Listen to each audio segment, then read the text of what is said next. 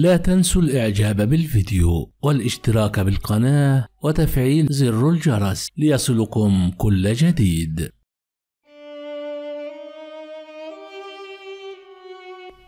السلام عليكم ورحمة الله وبركاته. للأسف يا جماعة معانا النهاردة خبر محزن جدا.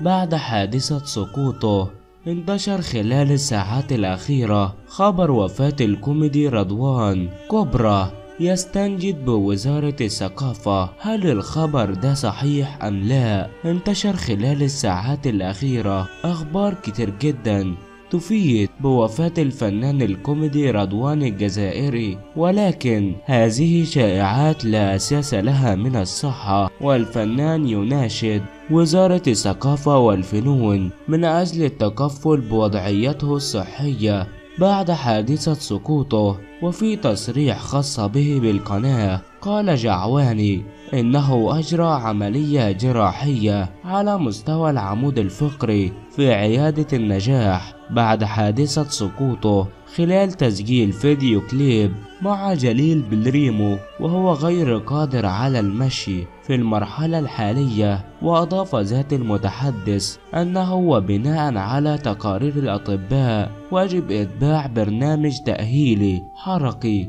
لاستعادة قدرته على المشي مرة أخرى، وقدرة مدة العلاج هذه بحوالي شهر إلى شهرين. وخلال نفس التصريح قال الممثل رضوان المعروف بكبرى اتصلت بعدة مسؤولون من أجل التكفل بالعملية الجراحية التي قدرت ب30 مليون سنتيم لكن دون جدوى، مضيفا بأنه في انتظار التفاته من طرف وزارة الثقافة والفنون والنظر في وضعيته الصحية، إلى أن من تكفلوا بعمليته الجراحية هم من الأصدقاء والعائلة. وفي ختام تصريحه شكر ذات الممثل كل من اتصل به للإطمئنان على صحته، وأطلب من كل اللي بيسمعنا دلوقتي أن ينزل يدعيله بالشفاء العاجل في خانة التعليقات أسفل الفيديو. أتمنى أن يرفع الله عنا البلاء ويبعد عنا الصاروخ الصيني. رضوان جعواني للديوان مصطفى هيمون.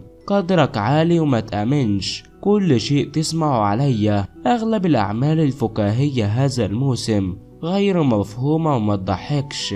رضوان بلا حدود. ممثلين كبار عرضوا نصف أجري على المنتجين ليأخذوا أدواري. أعرب الفنان الفكاهي رضوان جعواني الشهير برضوان بلا حدود عن تذمره الشديد للحالة الصحية التي إليها الفن الفكاهي في الجزائر، كاشفا في لقاء عن حرب وحصار كبيرين يتعرض لهما من قبل بعض الممثلين الفكاهيين الذين رفض ذكرهم بالاسم، لكنه قال كل واحد يعرف نفسه، متسائلا هل يعقل أن يكون آخر عمل أظهر فيه من خلاله منذ سنتين في وقت أن الجمهور يطلبني فيه بالاسم. حسب قوله عدوك صاحب مهنتك. أمضى الفكاهة رضوان بلا حدود قائلا منذ رمضان 2013 لم أصور عملا جديدا للتلفزيون، وتحديدا منذ سيتكوم دار البهجة الذي صورته مع المخرج جعفر قاسم وأديت فيه دور نينو المناجير، حيث فوجئت أن معظم المخرجين والمنتجين باتوا يتجنبون ترشيحي لأعمالهم الجديدة لسبب أجهله قبل أن يعود. ويكشف بأن بعض الممثلين تعمدوا خلال الفترة الأخيرة ترويج شائعات كاذبة عنه، مضيفا صدق الممثل الذي يقول عدوك مولى حرفتك، مع إني أحب جميع الممثلين من دون استثناء أن بعضهم يعتبرونني خطر عليهم. وأكثر ما يحز في نفسي الآن أنني صرت أكذب على الجمهور في كل مرة، خاصة حين أجده في الشارع يسألني عن جديدي، فأضطر لأن أقول له أنه سيراني رمضان المقبل. حسبي الله ونعم الوكيل فيهم. شدد رضوان على أن علاقته الجيدة مع أغلب المخرجين والمنتجين وأن جميعهم كان يطلبونه للأعمال التي تصور، لكن منذ 2 أو أكثر بدأ يعاني من الإقصاء والحصار. لا أريد ذكر اسم أحد، وعموما كل واحد عندما يقرأ المقال سيعرف أنه المقصود حسبي الله ونعم الوكيل مستردا. حتى الحفلات والسكتشات التي كنت أقوم بها في فرنسا بين الحين والآخر فوجئت بمن يتصل بالمناجير الأخضر تولوز ويعرض عليه نصف أجري.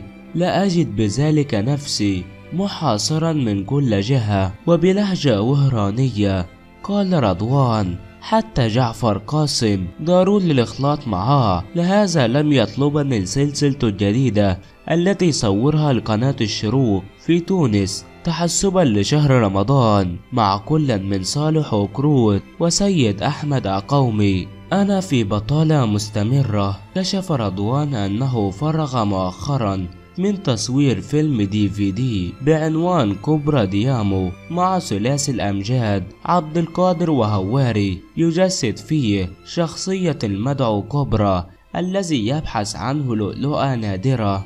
وعند سؤاله كيف مر عليك الشهر أجاب: بالنسبة لي أقضي اليوم نائما، أستيقظ لتأدية الصلوات ثم أستأنف نومي ثانيا، لأنني غير مسؤول عن التسوق أو غيره من المسؤوليات، فلا جدوى من استيقاظي. وعند سؤاله أيضا معنى ذلك أنك لا تقدم يد المساعدة في المنزل، أجاب: أحضر طبق السلطة لإسعاد أمي، وذلك أقصى ما يمكنني أفعله.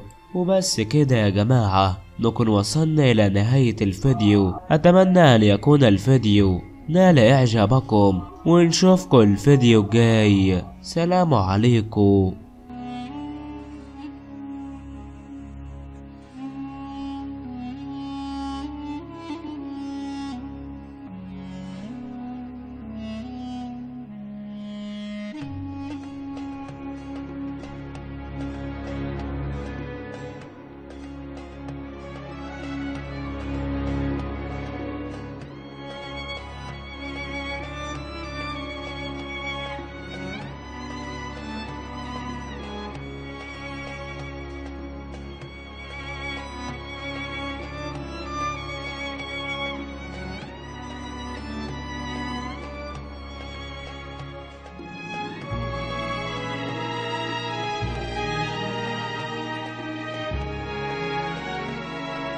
لا تنسوا الإعجاب بالفيديو والاشتراك بالقناة وتفعيل زر الجرس ليصلكم كل جديد.